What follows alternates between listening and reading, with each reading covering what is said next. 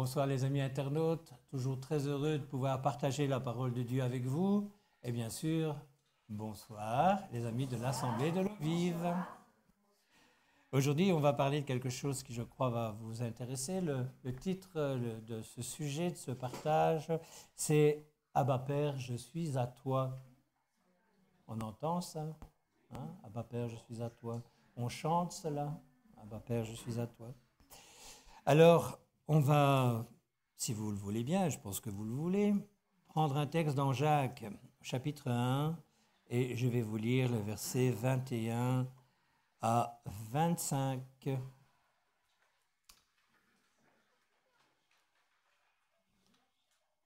Donc, la version que j'ai est un peu particulière aujourd'hui, c'est celle de David Stern. Donc, il y aura des mots en hébreu, mais bien sûr, je vous les traduirai, il n'y a pas de souci. Il n'y a pas grande différence avec le texte. Donc, Jacques 1, versets 21 à 25. Rejetez donc toute vulgarité et tout excès de malveillance, et recevez avec docilité la parole implantée en vous et qui peut sauver vos vies. Ne vous contentez pas seulement d'écouter la parole, vous séduisant vous-même, mais mettez-la en pratique, car quiconque entend la parole mais ne la met pas en pratique est semblable à un homme qui observe son visage dans un miroir. Il se regarde, part et oublie aussitôt à quoi il ressemble. Mais celui qui aura regardé de près dans la Torah, parfaite, qui donne la liberté et s'y attache, non pas en auditeur oublieux, mais afin de mettre en pratique les œuvres qu'elle requiert, celui-là sera béni dans ce qu'il fait. Amen. Donc la Torah, pour ceux qui ne le sauraient pas, c'est la loi et les prophètes, communément appelée chez nous l'Ancien Testament. Notre personnalité de croyant doit être imprégnée du désir de servir. Amen. Selon nos connaissances. On ne peut pas se figurer un seul instant que tout ce qui nous a été donné ne sert qu'à nous faire du bien personnellement. Cela nous sert à vivre selon la volonté parfaite de Dieu. Et c'est à ce moment-là qu'on voit que nos projets réussissent, pas avant. On doit être imprégné d'un désir de pratiquer la parole de Dieu, celle que nous connaissons. Écoutez bien les mots.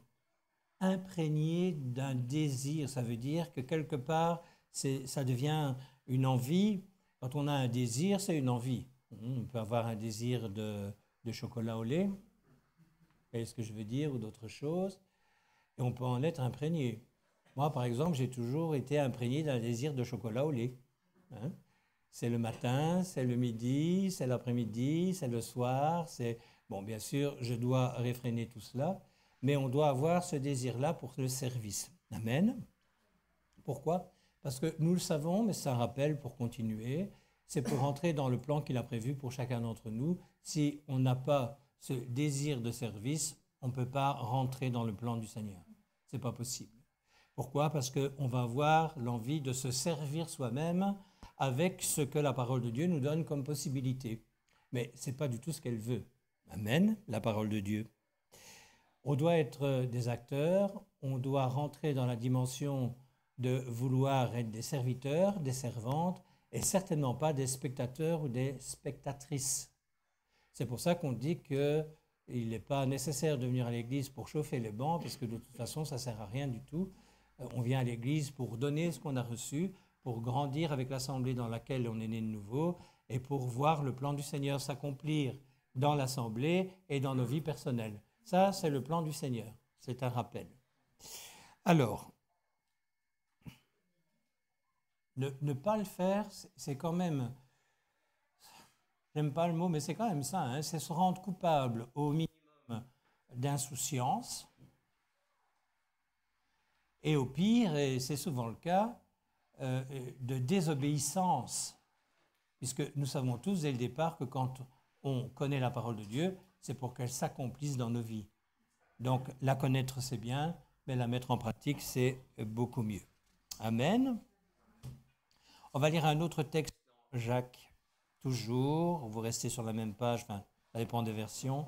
Au chapitre 2, et je vous lis les versets 21 et 22. Abraham Avinu, c'est Abraham simplement, n'a-t-il pas été déclaré juste à cause de ses œuvres quand il offrit son fils Isaac, donc Isaac, sur l'autel? Point d'interrogation. Tu le vois, sa foi agissait avec ses œuvres, par les œuvres sa foi fut rendue entière. Alors, ces textes-ci ne contredisent en rien les affirmations de Paul qui, bien sûr, nous enseignent sur le fait qu'Abraham a été justifié au moyen de sa foi, puisque c'est la même chose pour nous. On n'est pas justifié par nos œuvres, on n'est pas justifié par ce qu'on fait de bien ou de mal, on est justifié par la foi en ce que Christ a fait pour nous à la croix. Donc, il a porté nos péchés, il est mort à notre place, puisque le salaire du péché, tout le monde le sait, c'est la mort. Ce sont tous des rappels, mais vous allez voir au fur et à mesure du développement, ça va prendre beaucoup plus de saveur que vous ne pensez.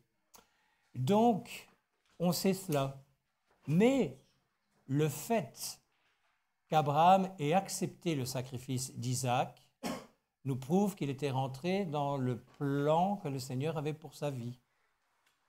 Et ça, c'est quelque chose que généralement, on ne reçoit pas à la conversion et qu'il faut travailler en comprenant le sens des Écritures et surtout pourquoi le faire.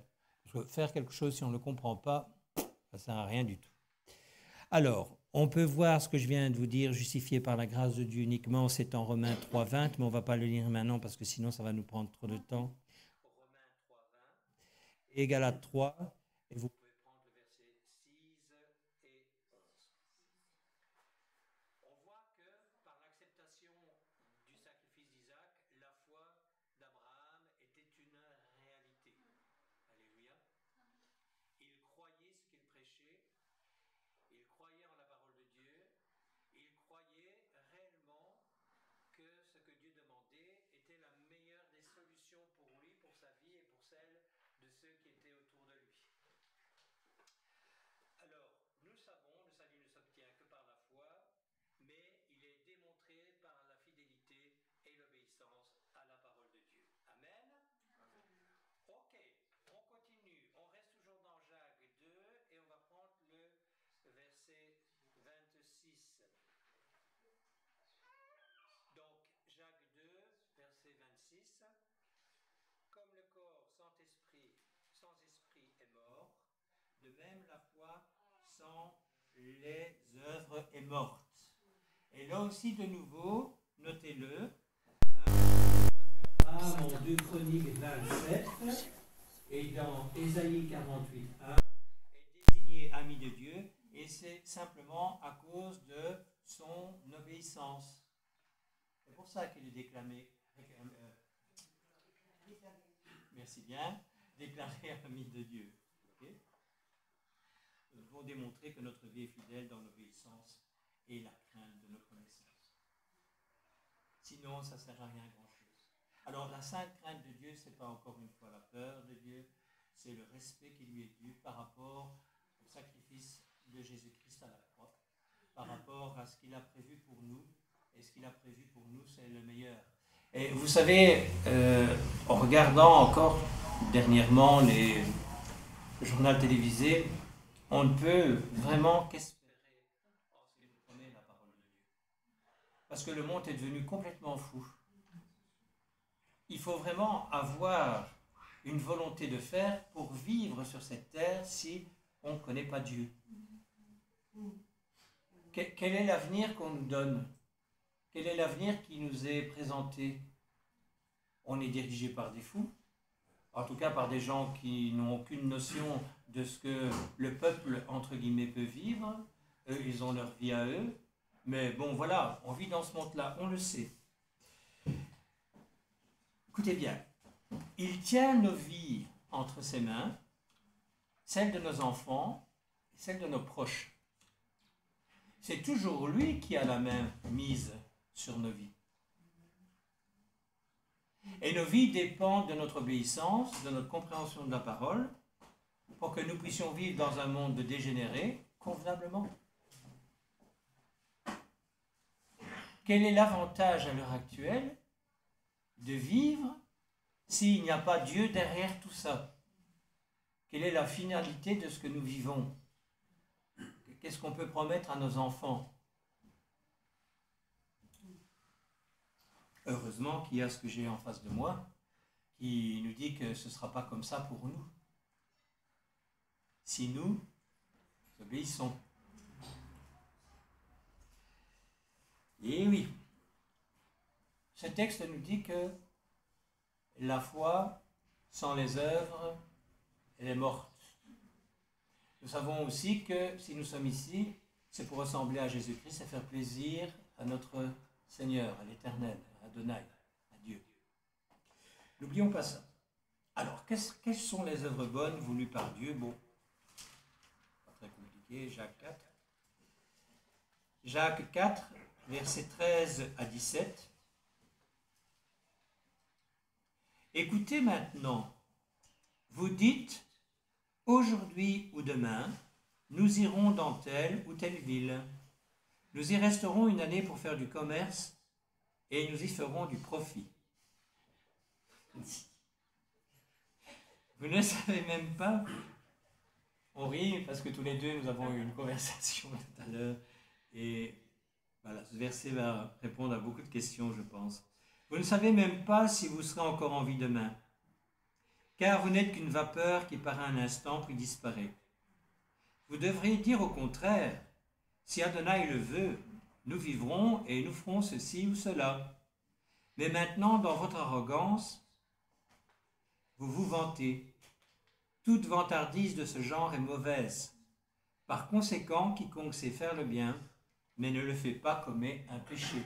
Ça répond à beaucoup de questions, tout ça, quand même. Tout chrétien doit soumettre ses projets au Seigneur, sa vie au Seigneur. Et il doit accomplir surtout les œuvres préparées à son attention et préparées de toute éternité. Ça veut dire qu'elles sont préparées depuis très très longtemps. Il y a une raison à ça. Et si nous le savons, nous devons les pratiquer. Il n'y a pas de raison de ne pas le faire, au contraire. On a quand même une sacrée responsabilité, c'est de préserver ce que nous avons reçu, de le cultiver, ce reçu, afin que ce qui doit pousser en nous, ce qui a été semé en nous, la graine de vie éternelle, puisse devenir une belle plante, un bel arbre, porter du fruit, afin que d'autres personnes qui sont autour de nous et qui avaient les mêmes besoins que nous, puissent recevoir le salut. Vous savez, aujourd'hui encore, c'est le jour du salut. Et aujourd'hui, et pas demain, et maintenant. Alors, qu'est-ce qu'on peut constater dans nos rangs? C'est que quand tout va bien, il n'y a pas de souci. Généralement, on voit nos assemblées, je ne parle pas que celle-ci, bien fonctionner. C'est quand on rentre dans les difficultés qu'on se rend compte des personnes qu'on a en face de soi. Est-ce que les personnes ont du caractère, le bon caractère, pas le petit caractère, le bon caractère qui est celui de Jésus-Christ, celui que nous devons essayer d'acquérir. Acquérir veut dire acheter, ça veut dire que ça coûte cher, ça nous demande de nous faire, ça demande de notre part de faire des efforts. On n'a pas ça comme ça, c'est pas du tout simple, mais c'est possible. Pourquoi? Par l'Esprit qui nous a été donné. Mais notre responsabilité, c'est d'entretenir ce que nous avons reçu pour que nous puissions rentrer dans cette dimension de servir comme lui, il le désire. C'est ça que ça veut dire, ce que je viens de dire. Je ferai ceci, je ferai cela. Pour le Seigneur, bon, c'est pas marqué comme ça dans vos versions, il y a vraiment dans la cerne, c'est beaucoup plus appuyé, ça fait preuve d'arrogance. Parce qu'en fait, on ne s'occupe pas de lui, donc on est arrogant. On ne s'occupe pas de ce qu'il a mis en place pour nous. On s'occupe de nos affaires personnelles. On ne lui demande pas son avis. On veut garder une certaine liberté qui n'est pas la bonne liberté. Il est bon pour que nous soyons libres, mais libres de nous-mêmes et libres de le servir de mieux en mieux. C'est ça qu'il faut comprendre dans ce texte-là. Ok? Cette relation dont on parle souvent ici avec lui, elle est très importante. Si on a une lampe chez nous qui nous plaît, qui est une lampe par exemple d'apparat ou de décoration, on sait très bien que ça ne suffit pas d'appuyer sur le bouton. Il faut qu'elle soit branchée sur l'électricité. Et nous, pour comprendre ce que je viens de dire maintenant, on doit être branché, on doit avoir cette relation avec l'Esprit, avec le Seigneur. Sinon, ça ne veut rien dire ce que je dis. On doit être différent des autres. Et notre différence, elle doit être marquée par les actes, par notre manière de faire, par nos pensées, qui doivent être différentes de celles du monde. Encore une fois, je regardais là tout à l'heure avec Laurence, cette pauvre gamine qui a été assassinée par un jeune homme de 23 ans qui jouait trop à la vidéo. Hein, d'accord. Non, mais c'est un vrai drame. Hein. Imaginez un petit peu, donc le gars... Les gens qui se sont occupés de l'interroger comprennent que le gars, il a tué parce qu'il jouait trop aux jeux vidéo et que dans les jeux qu'il regardait, c'était fréquent. Il y avait déjà une main courante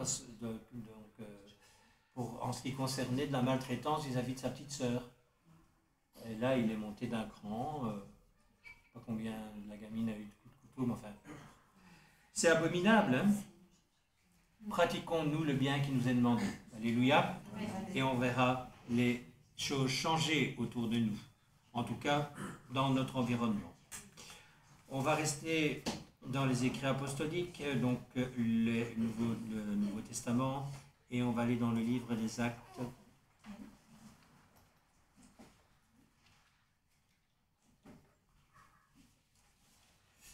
Acte 22, versets 14 et 15.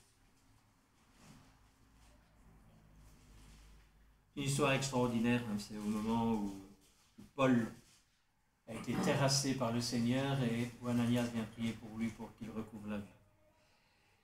Il lui dit, le Dieu de nos pères t'a choisi d'avance pour que tu connaisses sa volonté, que tu vois le tzaddik et tu entendes sa voix. Donc, tzaddik signifie juste ou vertueux. C'est une personne moralement exemplaire spirituellement. N'est-ce pas? On sait de qui on parle de Jésus-Christ.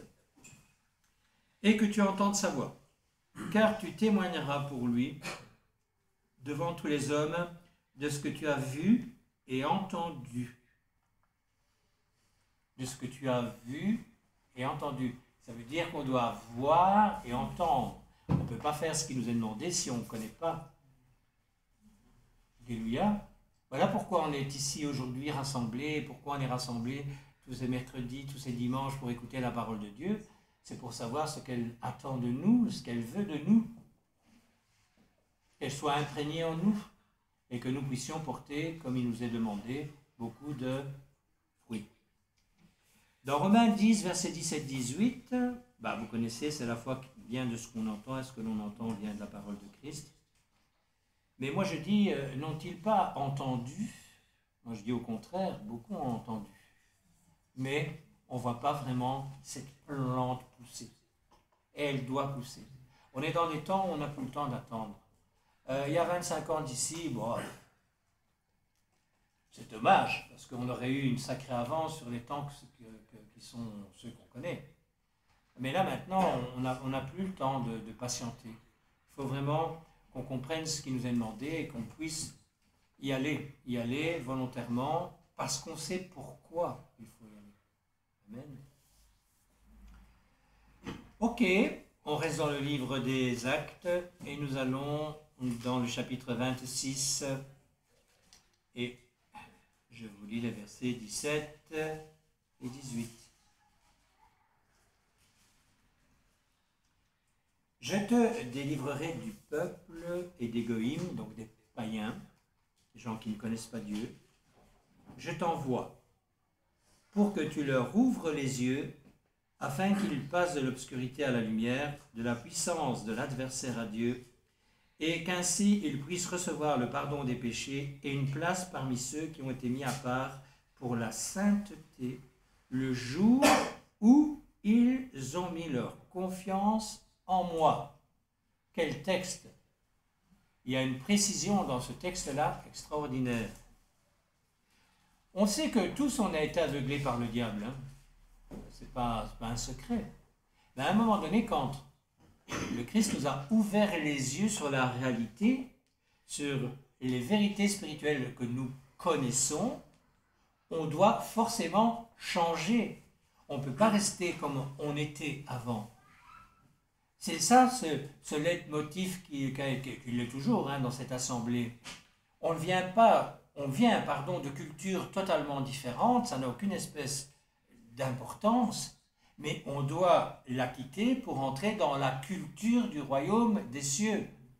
C'est ça le but. Nous sommes des voyageurs passagers sur cette terre. On sait très bien qu'un jour ou l'autre, on va la quitter, d'une manière ou d'une autre, tôt ou tard. Mais on va la quitter. Alors, il y a cette facilité de dire qu'après la vie, il y a la mort, et la mort, il n'y a plus rien. Mais c'est d'ailleurs une des choses que disait Paul. Alors, ben oui, que Paul disait, pardon, ben buvons, mangeons, et puis mourrons, et puis l'affaire, elle est réglée. Hein? Et il y en a d'autres qui disent plus vulgairement, après moi les mouches, et puis c'est tout. Hein? Mais non, on sait que qu'on le veuille ou non, il y aura un jugement.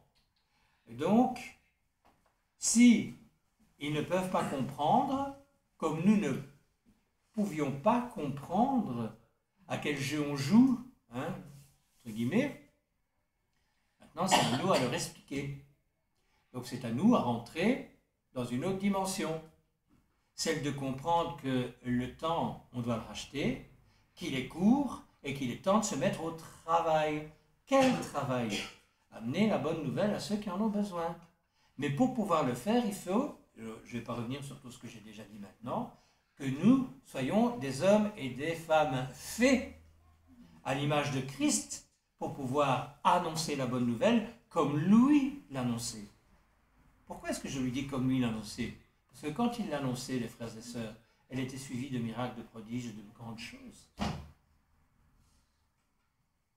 Alors, est-ce que c'est possible encore de voir ça maintenant? Ben évidemment. On a déjà vu ça ici, et plus d'une fois. On doit, notre travail, sortir ceux qui en ont besoin de leur obscurité. Leur montrer qu'il y a autre chose, qu'il y a une lampe vivante qui s'appelle Christ et qui est capable de changer leur vie, comme il l'a fait avec nous. C'est ça notre boulot. Amen.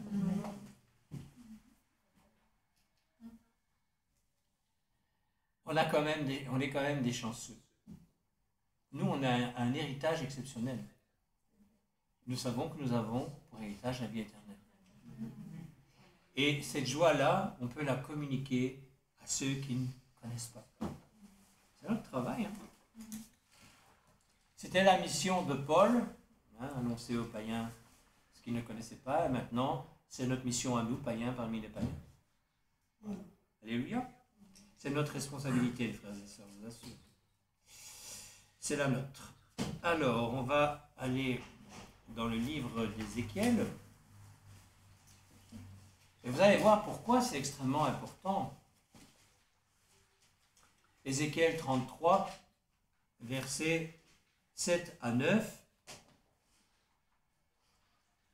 Donc, Ézéchiel 33, versets 7 à 9. Il en est ainsi pour toi, homme. Je t'ai établi comme sentinelle sur la maison d'Israël. C'est pourquoi, lorsque tu entendras la parole de ma bouche, tu les avertiras pour moi. Lorsque je dirai au méchant, méchant, tu mourras, et que tu négligeras de parler et d'avertir le méchant d'abandonner sa voie, ce méchant mourra dans sa culpabilité, et je te tiendrai responsable de sa mort. D'autre part, si tu avertis le méchant de se détourner de sa voie, et qu'il ne se détourne pas de sa voie, il mourra tout de même dans sa culpabilité. Mais toi, tu auras sauvé ta vie. Wow! C'est quand même pas rien ce que je viens de dire. C'est pour ça que la parole de Dieu nous dit que si nous savons que nous devons faire le bien et que nous ne le faisons pas, c'est un péché. Quand la sentinelle a fait son devoir, chacun est responsable de sa part. On n'a plus rien à voir dans l'affaire, puisqu'on a fait notre travail. Mais notre travail est de prévenir ceux qui sont autour de nous d'une réalité que nous ne connaissions pas nous-mêmes avant d'avoir eu la chance que quelqu'un ait eu la gentillesse, l'amabilité de faire son travail d'évangéliste et de nous apporter la parole. Oui ou non? Mais oui.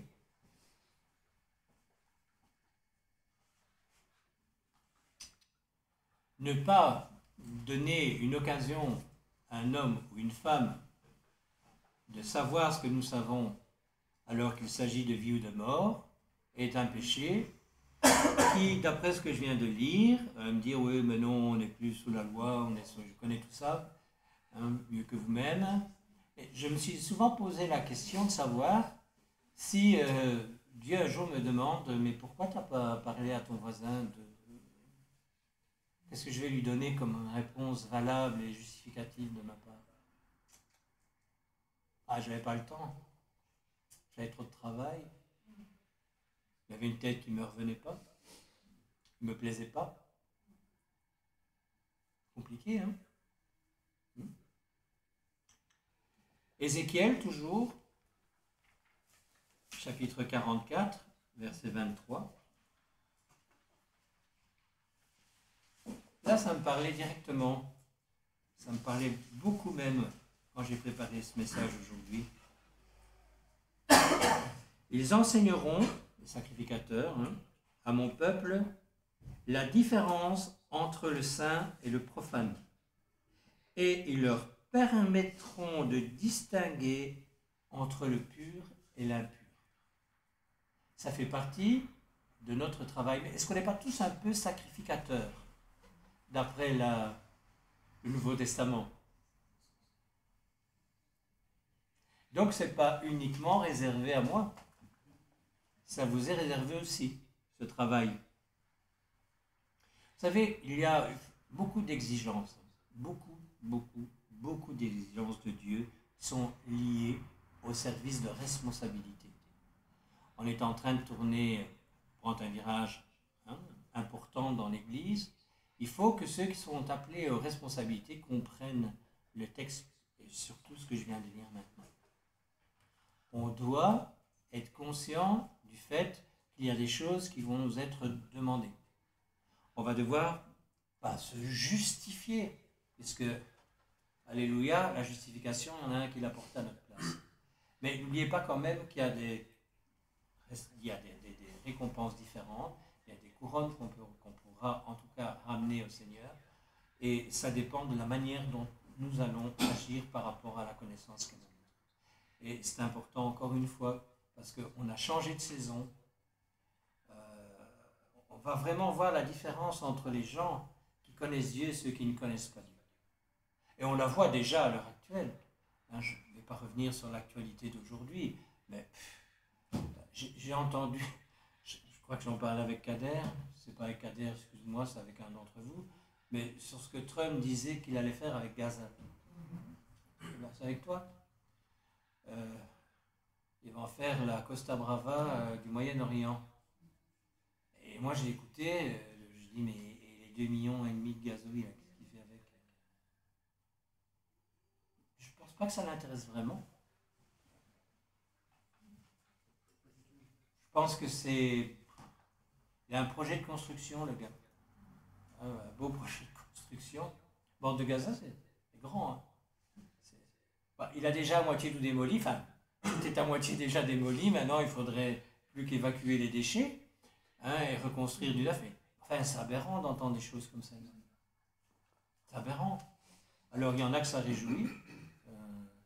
Moi, ça ne me réjouit pas. Je suis en train de me poser des questions sur la santé mentale de ceux qui nous gouvernent, de plus en plus.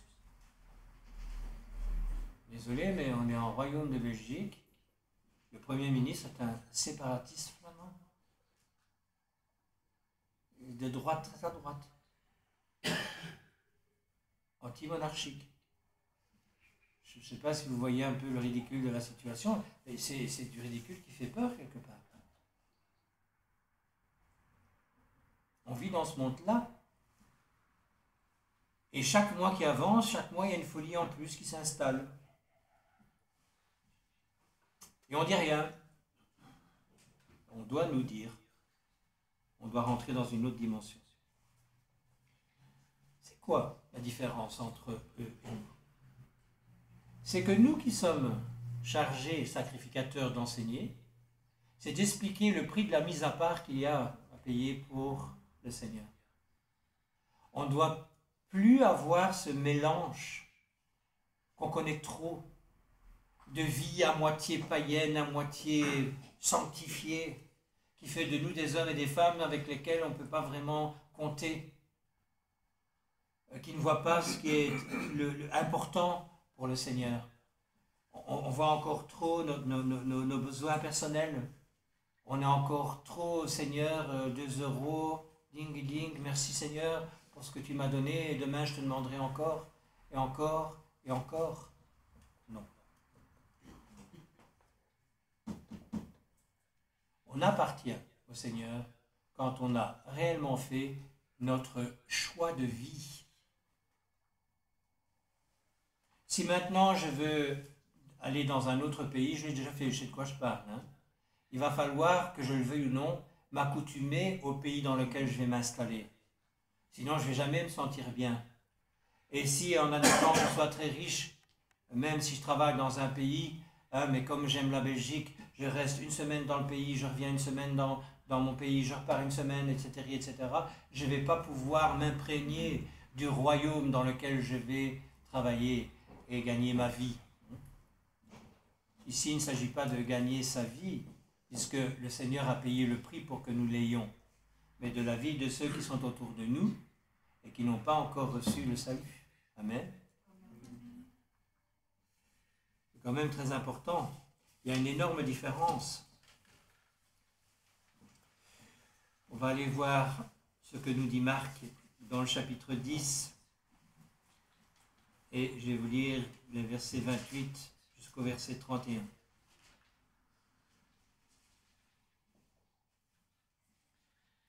On connaît bien ce texte-là, hein? C'est Pierre qui dit, oui, ben nous on a tout laissé. On a tout laissé pour toi, nous t'avons suivi là, qu'est-ce qui va nous attendre?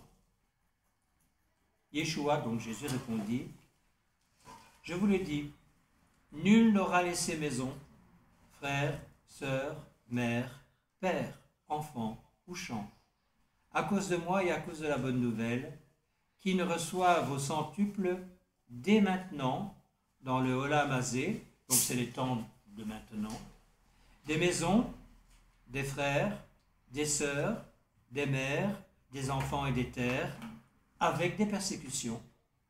Et dans le Olam Haba, donc là c'est quand nous ne sommes plus sur cette terre, la vie éternelle. Et là, écoutez bien, il y a quelque chose qui est interpellant.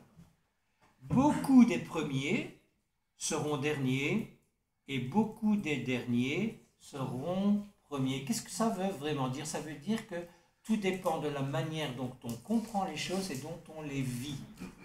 Tu auras des personnes qui auront 25 ans, 30 ans, 40 ans de conversion, qui ne connaissent pas le Seigneur, parce que leur connaissance sera uniquement biblique, et ils ne seront pas rentrés dans cette vie qui nous est demandé d'avoir. Et vous aurez les derniers qui seront bien avant eux, parce que dès le départ, ils auront pris les bons plis. Ils auront compris ce que le Seigneur attend, et vont fonctionner tout de suite de la bonne manière. Amen. C'est pas difficile à comprendre. Jésus affirme que leur foi, le renoncement à eux-mêmes, parce qu'il s'agit de ça, le dernier, leur vaudra une place bien plus importante que les autres. Je relis, les premiers seront derniers, et beaucoup des derniers seront premiers. On est dans des temps où il faut réformer nos voies, sans s'énerver. Réformer, ça veut dire changer. Réformer nos voies, ça veut dire que là où nous savons que nous ne faisons pas les choses comme nous devons, il est temps de les mettre en ordre. Alors, le Seigneur ne veut pas nous déstabiliser. On a une vie devant soi pour faire les choses convenablement, enfin quand il nous la laisse, ça c'est autre chose. Mais prendre le taureau par les cornes, c'est pas tout éliminer d'un coup. C'est petit à petit s'améliorer pour devenir de plus en plus semblable à lui dans la manière d'être, dans le caractère, dans le travail et dans l'efficacité du travail. Efficacité, efficacité, intégrité, fidélité, effort. C'est des mots qu'on n'aime pas entendre dans notre société. Moi, je connais des gens, je connais quelqu'un qui m'a dit, mais je connais un peu ma situation, qui connaissait ma situation de l'époque. C'est pas ce que je vous dis n'est pas arrivé hier. Hein. Je parle de quelques années en arrière. Il m'a dit, mais t'es un idiot. Il dit, ah, et pourquoi? Bah, tu travailles, tu payes les contributions, tu as du mal à payer ta voiture, tes vacances. Moi, je travaille pas, je fais du noir, je viens de m'acheter une nouvelle voiture, cash. Hein. Je fais ce que je veux, comme je veux. Oui, à première vue. Première vue. Première vue. Mais nous savons très bien que ce n'est pas vrai. Et qu'un jour, il aura des comptes à rendre. Qu'il le veuille ou non. Alors, qu'est-ce qu'il nous demande le Seigneur là maintenant? Il nous demande de renoncer à nos mauvaises habitudes, renoncer à ces mauvaises habitudes et apprendre de nouvelles voies. Volontairement. Il ne veut pas qu'on soit complètement déstabilisé, on ne peut pas faire ça d'un coup, mais c'est dans ce cadre-là qu'il faut visionner les textes que je viens de lire. Renoncer à nous-mêmes, renoncer à nos mauvaises habitudes, et on verra la gloire de Dieu. Amen. On retourne à un livre qu'on n'en parle pas beaucoup d'Osée, pourtant c'est un livre extrêmement intéressant. Osée, chapitre 10, verset 12.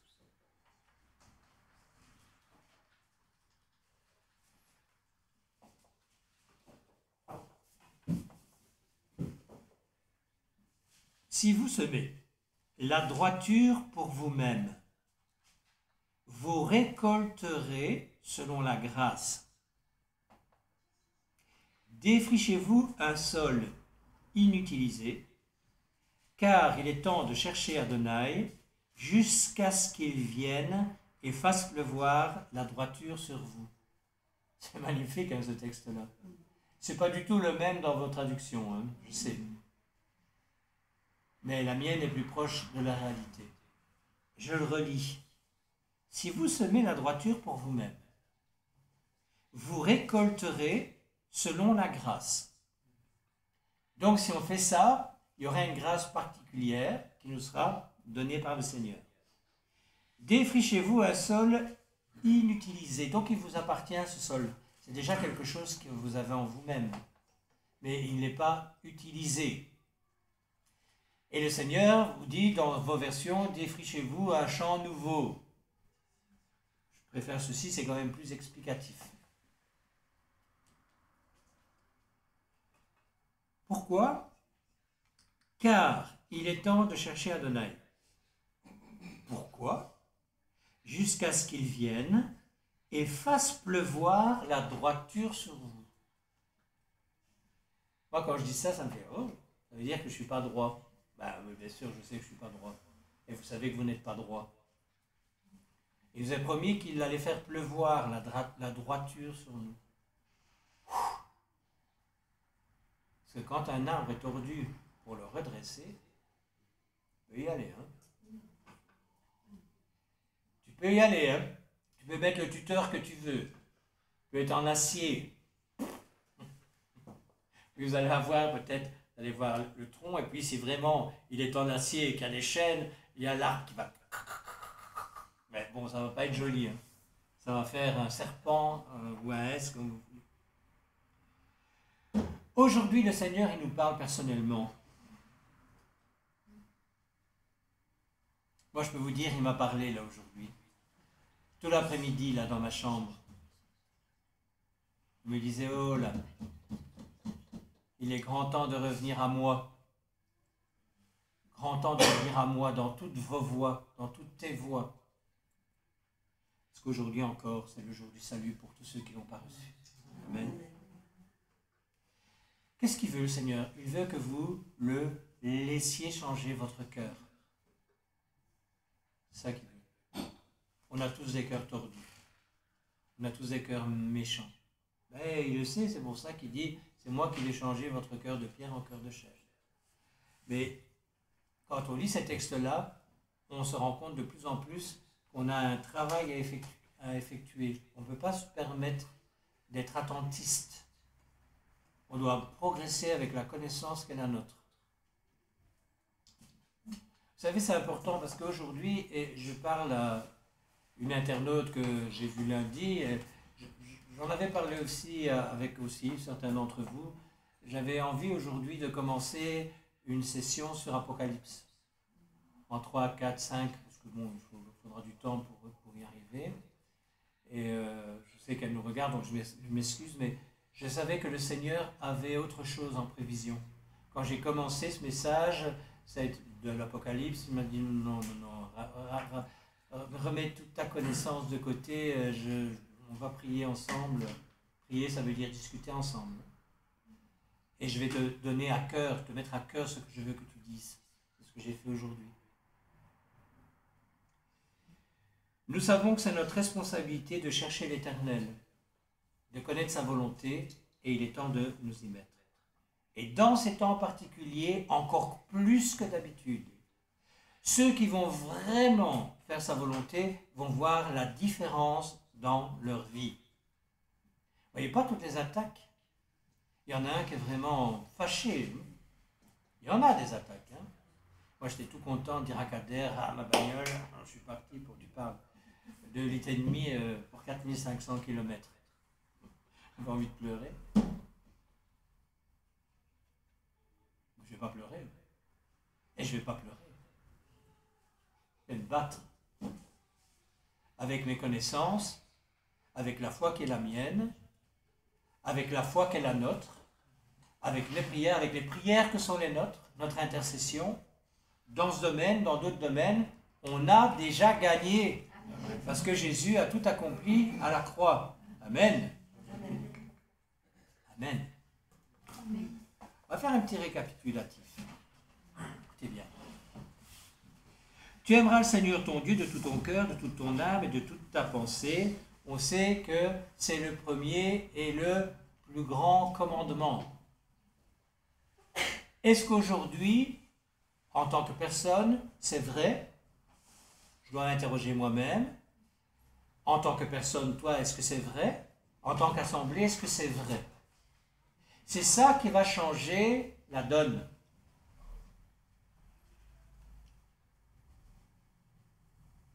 Il y en a qui sont peut-être en train de penser à, non, le plus important pour le moment, c'est de terminer les travaux dans la maison. D'avoir une nouvelle voiture qui fonctionne enfin. Ou de gagner beaucoup d'argent. Alors que l'Esprit nous dit, non, mets ta vie en ordre. Parce que je te dis dans la parole que si tu cherches d'abord le royaume des cieux, tout le reste sera donné en plus. Mais chercher le royaume des cieux, c'est pas en train de faire un snooker. J'ai rien contre le snooker. Hein. Ou le bowling. Pardon? Billard. Billard américain. Oh, je connais très bien. C'est en Belgique. Ça s'appelle billard américain. C'est pas les mêmes mots. En Belgique, c'est snooker.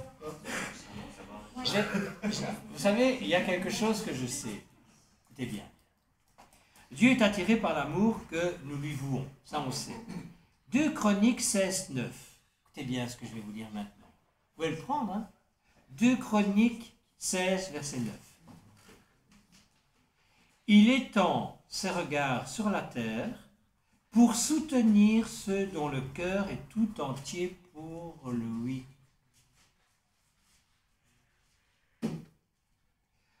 Moi, ça me fait plaisir de dire ça. Hein? Il étend ses regards sur la terre pour soutenir ceux dont le cœur est tout entier pour lui. Sans foi, sans la foi, nous savons qu'on ne peut pas plaire à Dieu. On est d'accord? La foi, c'est quoi? La ferme assurance de quoi? Des choses qu'on espère et une démonstration de celles qu'on ne voit pas. Ça, on connaît ces textes-là et ils nous font du bien quand on les lit parce que quelque part, on a tous reçu un don de foi. Mais il faut l'augmenter. La foi, c'est un muscle spirituel. Il faut rentrer dans la dimension de allez, on va aller plus loin. On a besoin d'un nouveau local. Ça traîne trop, frères et sœurs, ça traîne trop. Manque de foi. Il y a un manque de foi. Il y a des frères et des sœurs qui sont en attente de certaines choses depuis bien trop longtemps. Il y a un manque de foi. La parole de Dieu nous dit que si on avait un grain de sénévé, un grain de moutarde, si vous voulez, on pourrait déplacer les montagnes. Et donc, quand même, je ne sais pas, mais il manque de la foi là quelque part. Amen. Dans Ésaïe 64, verset 4, tu vas au-devant de celui qui pratique avec joie la justice, de ceux qui marchent dans tes voies et se souviennent de toi dans tous les domaines de nos vies. Et là encore, il agit. Dans 1 Jean 4, 19, pour nous l'aimons parce qu'il nous a aimés le premier.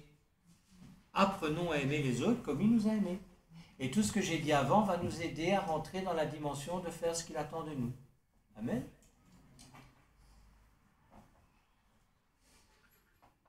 Un piège, je vais bientôt terminer, parce que je veux que vous ayez l'essentiel dans la tête. Ne nous cachons pas derrière nos occupations non plus, pour faire le bien qui nous est demandé. Nous avons tout le temps de faire le bien qui nous est demandé. Parce que sinon, il ne nous demanderait pas. Alors qu'il y ait un prix à payer pour le faire, c'est certain. Mais c'est surtout celui de mourir à nous-mêmes. Et de mettre en priorité ce qu'il attend de nous. Amen. Les amis internautes, soyez bénis. J'espère que ce partage, cet enseignement vous aura fait du bien. En tout cas, moi, il m'a fait du bien et il m'a remis à ma place. J'espère qu'il vous aura, en tous les cas, permis de réfléchir à ce que vous avez entendu. Je vous rappelle que nous avons notre culte à 10h30 et que c'est notre frère, le pasteur Alain Kassongo de OTCM, qui viendra nous apporter la parole ce dimanche. Passez une bonne fin de semaine, soyez bénis et à très bientôt.